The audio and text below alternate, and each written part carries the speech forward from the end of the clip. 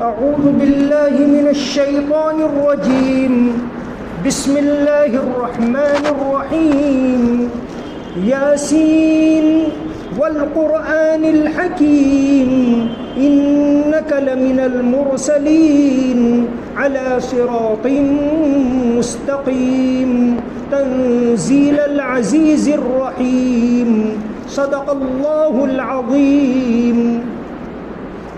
یاسین، حکمت بھرے قرآن کی قسم، تم یقیناً پیغمبروں میں سے ہو، بالکل سیدھے راستے پر۔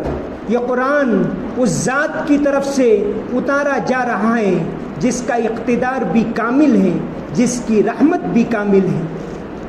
یہ سورہ یاسین قرآن کریم کی بہت اہم صورتوں میں سے، ویسے پورا قرآن کریم ہمارے لیے اہم ہے، لیکن بعض صورتوں کی خاص فضیلت آئی ہے۔ اس میں سے ایک یہ صورت ہے سورہ یاسین، مکی صورت ہے۔ اس کے اندر 83 آیتیں ہیں اور 5 رکوع ہیں۔ قرآن کریم کا دل اس کو کہا گیا ہے۔ قرآن کریم میں چند صورتیں مکی ہیں۔ مکی صورتیں ان کو کہتے ہیں جو ہجرت سے پہلے نازل ہوئی، اور مدنی صورتیں وہ کہی جاتی ہیں جو ہجرت کے بعد نازل ہوئی۔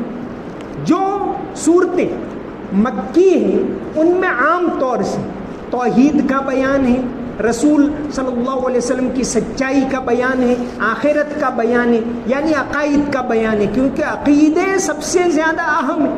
اور ساتھ ہی ساتھ مکی صورتوں کے اندر اخلاق کی تعلیم ہے، انسانیت کی تعلیم ہے، غریبوں سے ہمدردی کی تعلیم ہے، پڑوسیوں کے ساتھ اچھا برتاؤ کرنے کی تعلیم ہے۔ یہ باتیں مکی صورتوں کے اندر بتائی گئی۔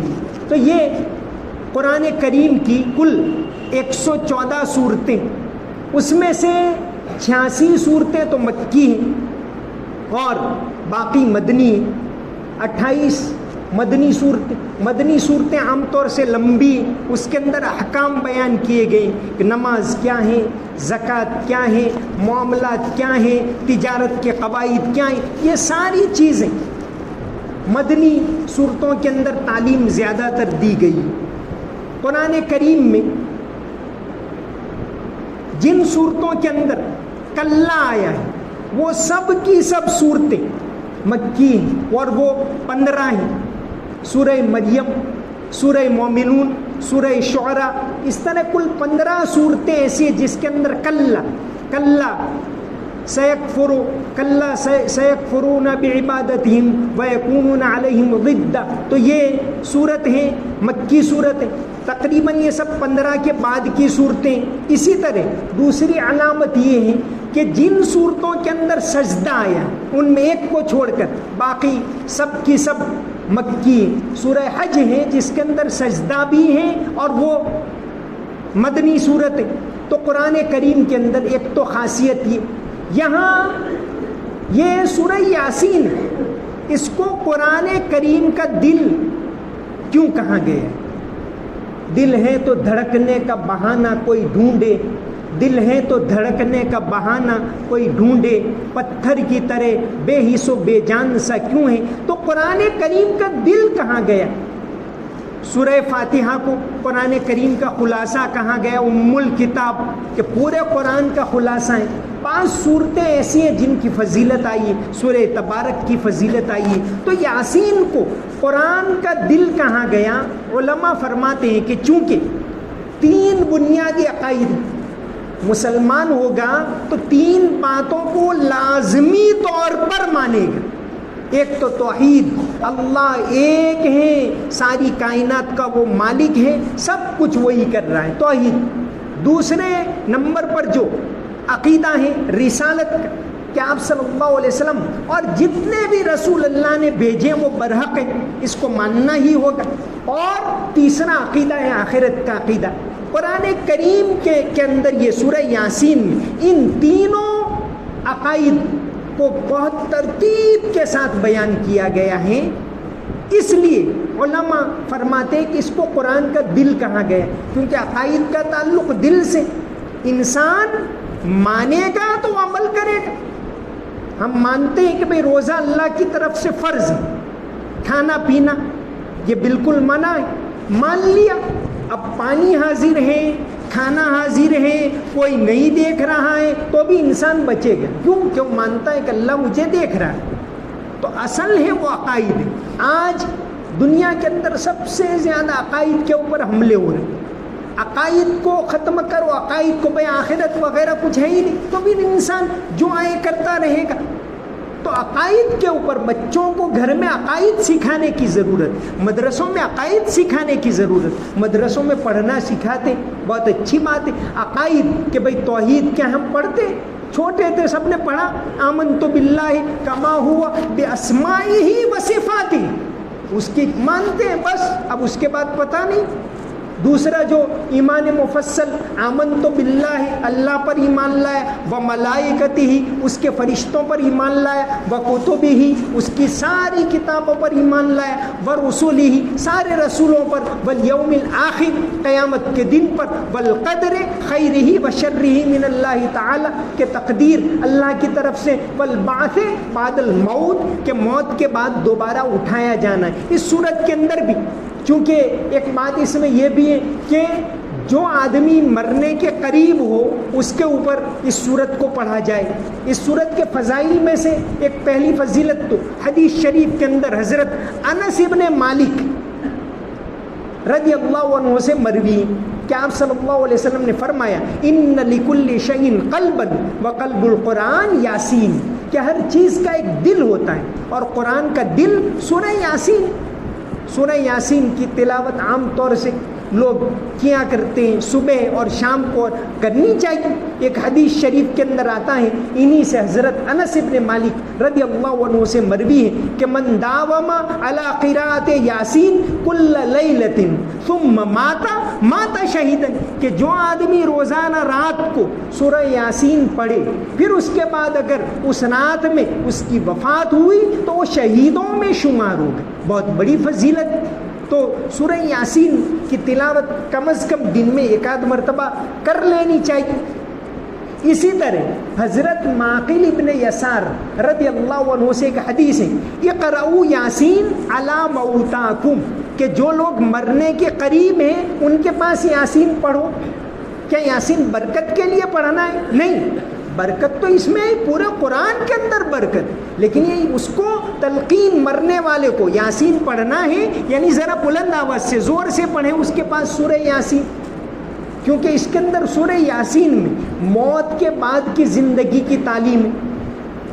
ما قدموا وآثارهم انا نحن نحيي الموتى، کہ ہم زندہ کریں گے، یہ تو شروع میں بتایا، پھر آگے بہت تفصیل سے آخرت کا ذکر ہے، ونفخ فی الصور فاذا هم من الاجداث الى ربهم ينسلون، کہ اے بندے مرنے کے بعد تجھے اٹھنا ہے، اللہ کے پاس جانا ہے، حساب دینا ہے، تو تو دنیا سے جا رہا ہے، اللہ کو یاد کر، اللہ کو مان کر جا۔ یہ گویا مرنے والے کو ایک نصیحت کی جا رہی۔ تو مرنے، یہ حدیث شریف کے اندر یہ بات آئی کہ اقرؤوا یاسین علی موتاکم، کہ جو لوگ مرنے کے قریب ہیں ان کے سامنے سورہ یاسین پڑھو۔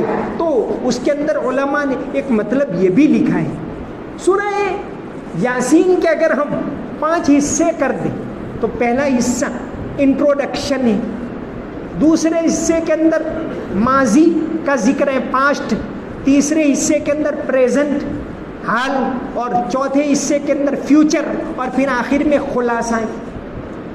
شروع میں اس کا انٹروڈکشن ہے کہ یاسین، اے پیغمبر صلی اللہ علیہ وسلم آپ سچے رسول ہیں، قرآن سچی کتاب ہے، اللہ مرنے کے بعد زندہ کرے گا۔ یہ پہلے رکوع کے اندر یہ بات آ جاتی ہے، یہ گویا اس سورت کا ایک انٹروڈکشن۔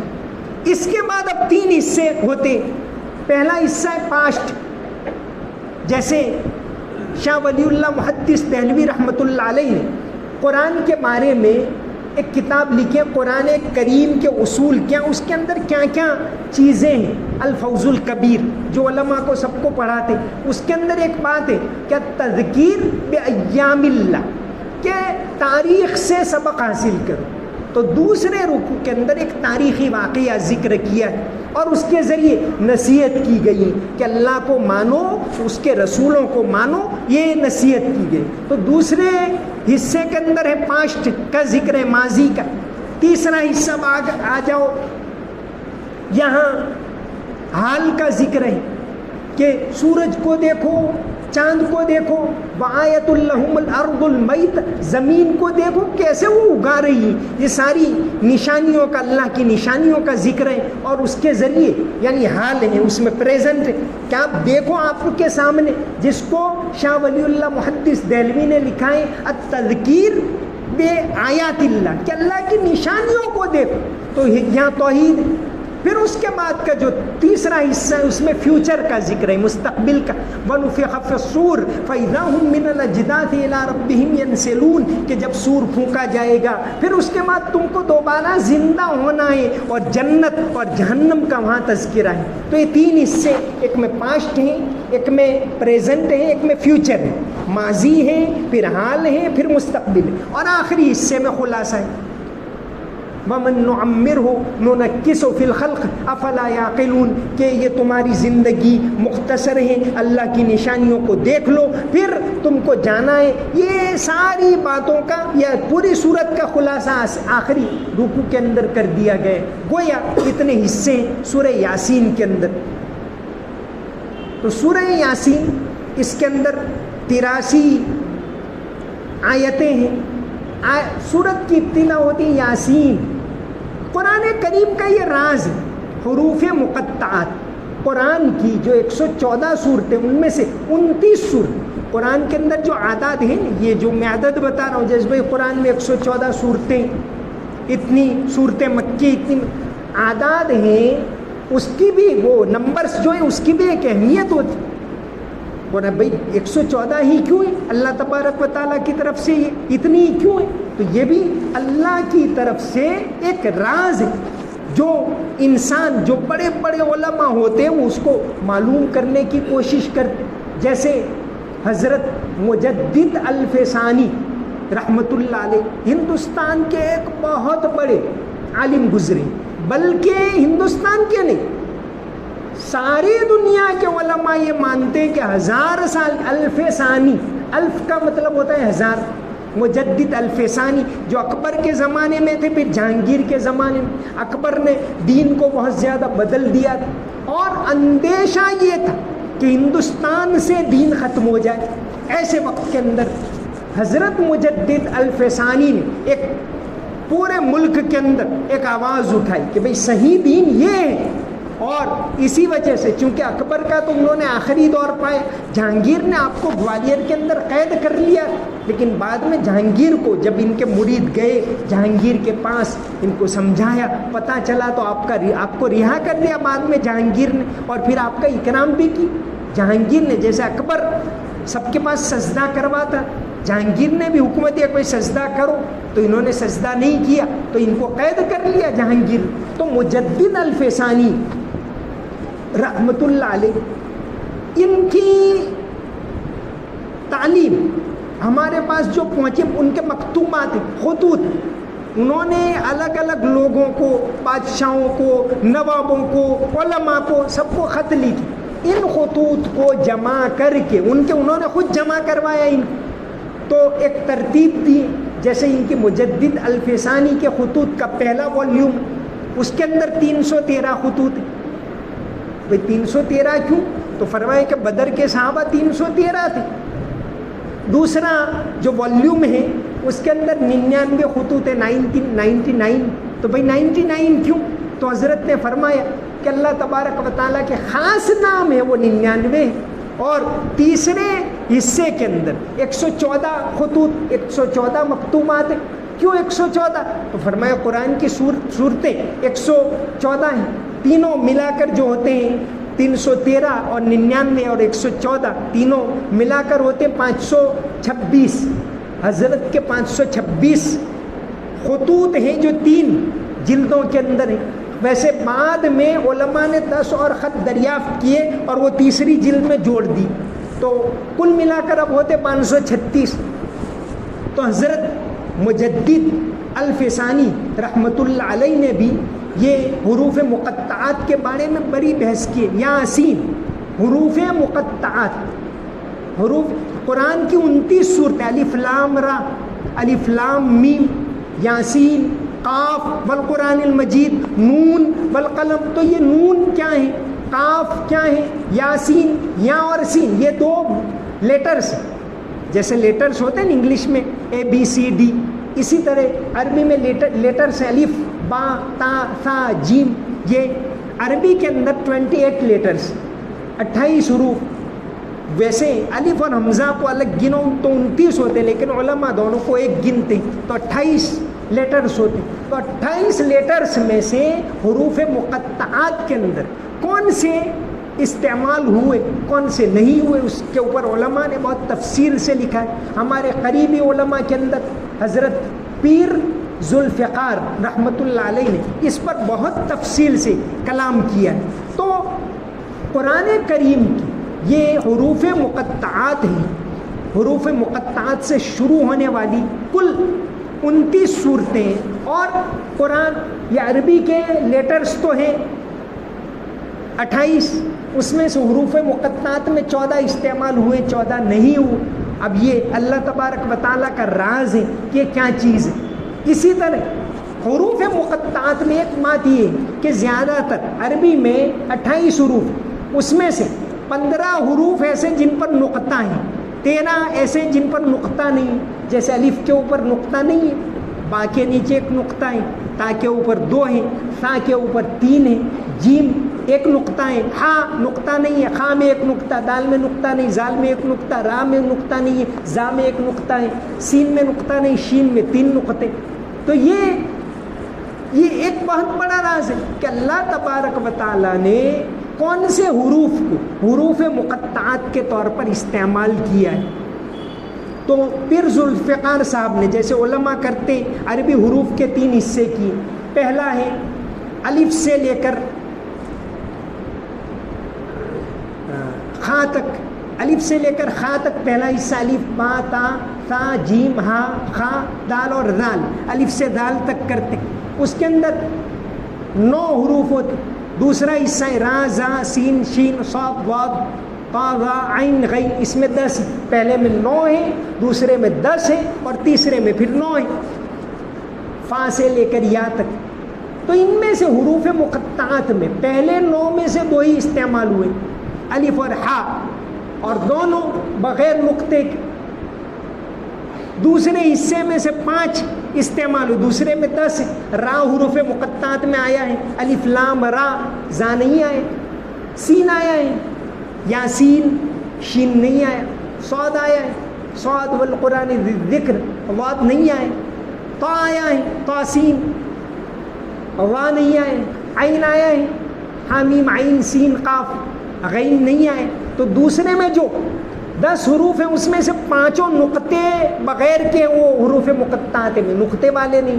پہلے میں سے بھی 9 میں سے صرف 2 ہیں اور وہ دونوں بغیر نقطے کے. دوسرے 10 میں سے 5 ہیں اور 5 بغیر نقطے کے. تو پتہ نہیں اس میں اللہ تبارک و تعالیٰ کا راز ہے. بہت سے علماء فرماتے ہیں، جیسے خود حضرت مجدد الفسانی رحمۃ اللہ علیہ اپنے مکتوب کے اندر، ان کا ایک مکتوب نمبر ہے 276، وہ پورا کا پورا حروف مقطعات کے بارے میں، ان کا خط نمبر 276 ہے، وہ حروف مقطعات کے بارے میں. تو انہوں نے کہا کہ حروف مقطعات کا علم اللہ تعالیٰ نے مجھے دیا ہے.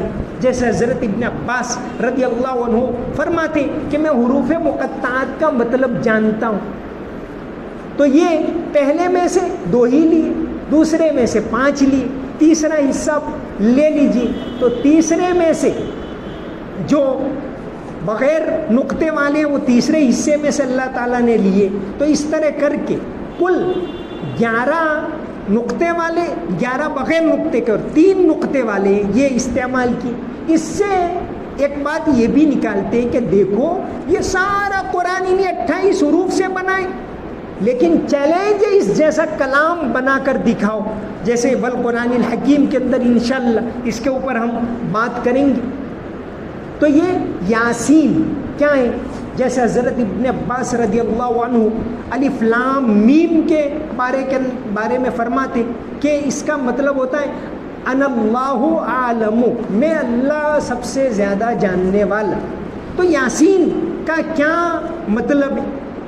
سب سے پہلی بات تو یہ کہ حروف مقطعات کا علم صرف اللہ تبارک و تعالیٰ کو ہے، اللہ کے رسول صلی اللہ علیہ وسلم کو ہے، اور اللہ تعالیٰ نے جن چنندہ علماء کو بتایا، ورنہ اس کے بارے میں علماء کے بھئی اللہ جانتے ہیں کر کے گزر جاتے ہیں، لیکن بعض علماء نے اس کے اوپر کلام کیا ہے۔ تو یاسین کا کیا مطلب ہوتا ہے؟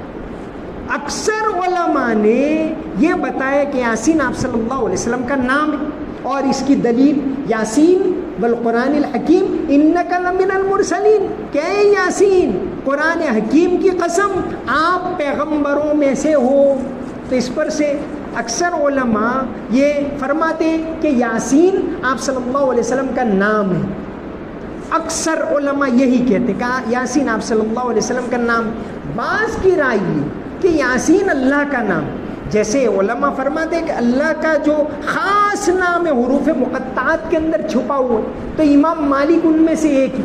امام مالک یعنی ایک بہت بڑے، چار بڑے جو امام ہیں، امام ابو حنیفہ، امام محمد ابن ادریس شافعی، امام احمد ابن حنبل اور امام مالک۔ امام مالک وہ تو مدینہ کے اندر ہوئے، امت نے چار بڑے بڑے علماء کہ بھئی قرآن اور حدیث کا مطلب کیا، تو مطلب تو سب بیان کرتے ہیں، سارے علماء بیان کرتے ہیں، لیکن چار علماء نے جو مطلب بیان کیا اس پر امت کے بہت بڑے طبقے نے اتفاق کیا اور چاروں کو مان لیا ہے۔ تو ان میں سے ایک امام مالک۔ امام مالک تو مدینہ کے اندر ہوئے۔ چاروں اماموں میں سے آج دنیا میں سب سے زیادہ فقہ رائج ہے وہ امام ابو حنیفہ۔ امام ابو حنیفہ کی فقہ تقریباً 45% حنفی ہے دنیا کے اندر اس وقت۔ سنی مسلمانوں میں 45% حنفی اور تقریباً 20% مالکی۔ حنفی تو عراق میں، ہندوستان، پاکستان، افغانستان کے اندر ہے، ترکی کے اندر ہے زیادہ تر، اور پھر دنیا کے بہت سارے علاقوں میں پھیلے ہوئے۔ مالکی ہے، حالانکہ امام مالک یہ حنفی سب سے زیادہ ہونے کی ایک وجہ تو یہ بھی ہے کہ عباسی خلافت پوری حنفی رہی، ترکی خلافت پوری حنفی رہی، ہندوستان میں بھی حنفی فقہ کو رواج دیا گیا، یہ مغلوں کے زمانے میں بھی اور سلاطین کے زمانے میں، چونکہ یہ لوگ سب اسی علاقے سے آئے ہوئے، تو حنفی سب سے زیادہ ہیں۔ دوسرے نمبر پر مالکی تقریباً 20%۔ امام مالک تو ہو گئے مدینہ کے اندر، بلکہ ان کو کہا جاتا ہے امام و دار الہجرہ، ہجرت کے گھر کے امام یعنی۔ اور امام مالک ایسے امام ہیں جو فقہ کے اندر بھی اور حدیث کے اندر بھی ان کا بڑا مقام۔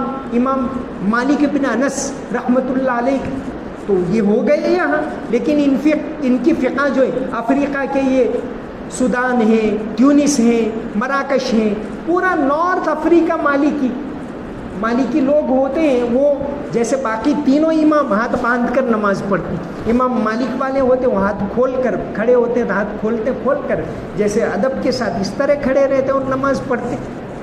تینوں چاروں فقہ بالکل برحق ہیں، سب نے اپنے طور سے اس کی تشریح کی۔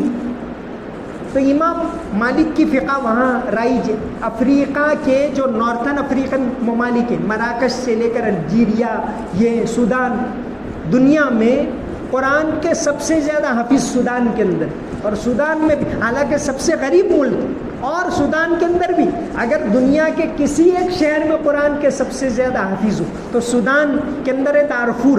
سودان کا ایک شہر ہے دارفور، دارفور کے اندر سب سے زیادہ حافظ ہیں قرآن، جیسے ہمارے اس شہر کے اندر بھی بہت بڑی تعداد کے اندر قرآن کے حافظ ہیں۔ اندازہ یہ لگایا جاتا ہے کہ 4,500 تک حافظ ہوں گے ہمارے شہر کے اندر الحمدللہ۔ تو امام مالک نے یہ رائے قائم کی کہ یاسین اللہ کا نام، یاسین آپ صلی اللہ علیہ وسلم کا نام نہیں بلکہ اللہ کا نام، اس لیے امام مالک نے تو یہ فتویٰ دیا کہ یاسین نام نہیں رکھنا چاہیے، جیسے رحمان ہم نام رکھیں صحیح نہیں ہے، عبد الرحمن رکھو، رحمان کا بندہ، اللہ کوئی نام رکھے تو کہ بھائی صحیح نہیں. عبداللہ اللہ کا بندہ عبداللہ ہے تو صحیح. تو امام مالک فرماتے کہ یاسین اللہ کا نام ہے، اسی لیے آپ نے، یعنی انہوں نے حتمی طور پر نہیں کہا بلکہ یہ کہا کہ میری رائے یہ ہے کہ اللہ کا نام ہو سکتا ہے. مفتی شفیع صاحب نے اس کے اوپر اپنی معرف القرآن کے اندر بھی بحث کی، علامہ قرطبی نے بھی بحث کی اس کے اوپر. تو امام مالک کی یہ رائے ہے کہ یاسین اللہ کا نام ہو سکتا ہے، اس لیے یاسین نہ رکھا جائے تو بہتر ہے.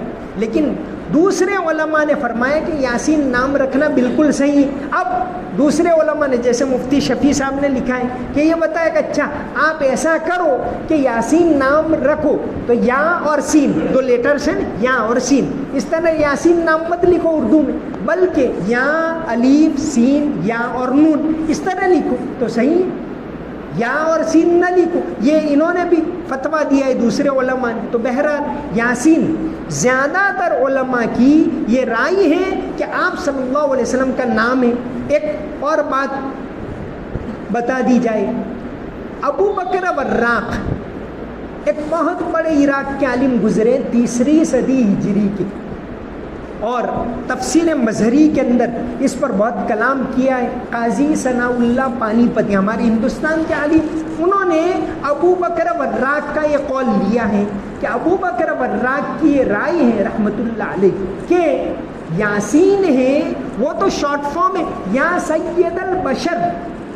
سین وہ شارٹ فارم ہے سین سے، جیسے انگلش میں لکھتے ہیں بھائی پی آئی تو police inspector, IAS Indian administrative services, تو یہ اس طرح نام ہوتا ہے، شارٹ فارم ہوتا ہے. تو یا اور سین شارٹ فارم ہے، کس کا ہے؟ تو ابو بکر وراق رحمۃ اللہ علیہ فرماتے ہیں کہ یا عربی کے اندر جیسے ہم اپنی زبان میں کہتے او الو بلاتے ہیں کسی کو پکارتے تو کہتے ہیں، تو اس طرح یا عربی میں بولتے یا محمد یا فاروق اس طرح بلاتے.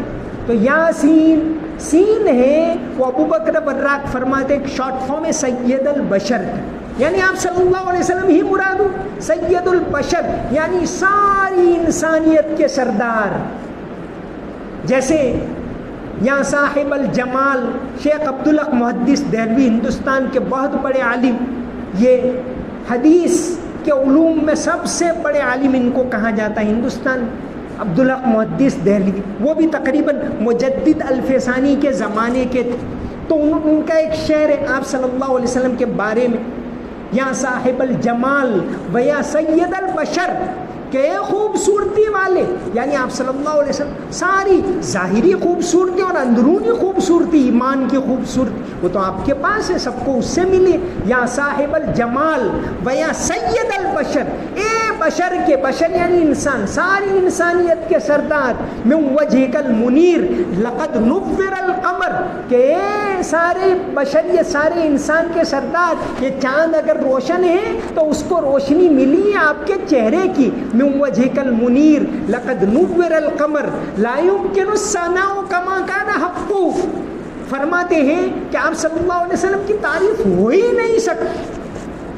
شیخ عبدالحق محدث دہلی فرماتے لا يمكن السماع اللہ لا يمكن الثناء كما كان حقه، کہ آپ کی تعریف ہو ہی نہیں سکتی، آدمی کتنی تعریف کرے گا. انشاءاللہ اس کے اوپر زیادہ بحث تو ابھی تو وقت پورا ہو گیا. انک لمن المرسلین کے اندر بات ہوگی تو فرمایا لا يمكن الثناء كما كان حقه. اگر شارٹ میں کہہ دوں، حضرت فرماتے اگر میں شارٹ میں کہہ دوں تو آپ کی تعریف اتنی ہو سکتی ہے، بعد از خدا بزرگ توئی قصہ مختصر، کہ شارٹ میں اللہ کے بعد سب سے بڑا تو، یہ فرمایا. اسی کو غالب نے اپنے ایک شعر کے اندر فرمایا. غالب کی فارسی کے اندر بھی غزلیں، فارسی ایک نعت کے اندر غالب نے بہت اچھا یہ بات بالکل ہو بہو لکھی. غالب کی ایک نعت ہے، حق جلوہ گر ز طرز بیان محمد است، آرے کلام حق بزبان محمد است، کہ محمد نے تو کلام حق ہم کو پہنچایا. اس کے اندر غالب آگے فرماتے ہیں غالب ثنائے خواجہ بیزداں گذاشتے کہ خواجہ کی یعنی آپ صلی اللہ علیہ وسلم کی تعریف تو اللہ نے جو کہ وہ کوئی کر ہی نہیں سکتا. غالب ثنائے خواجہ بیزداں گزاشتیم کا ذات پاک مرتبہ دانے محمد است کہ محمد صلی اللہ علیہ وسلم کا مرتبہ اگر کوئی جانتا ہے تو وہ جانتا ہے. تو بہرحال یاسین انہوں نے ابو بکر وراق رحمۃ اللہ علیہ ایک بہت بڑے 3 صدی ہجری کے صوفی گزرے ہیں, عالم گزرے. ان کا تو ان کی رائے تو ہے کہ یاسین کا مطلب ہوتا ہے یا سید البشر, اے ساری کائنات کے سردار, یہ کر کے خطاب کیے. تو یاسین یہ آپ صلی اللہ علیہ وسلم کے ناموں میں سے شمار کیا گیا ہے, اور یہ پوری صورت بڑی برکت والی صورت ہے. صبح و شام اس کی تلاوت کرنا, اس کے اندر بنیادی عقائد کا ذکر ہے. اللہ تبارک و تعالیٰ اس صورت کو سمجھنے کی, اس کی تلاوت کرنے کی ہم سب کو توفیق عطا فرمائے. آمین. اللہم صلی علی محمد وعلی آل محمد وبارک وسلم.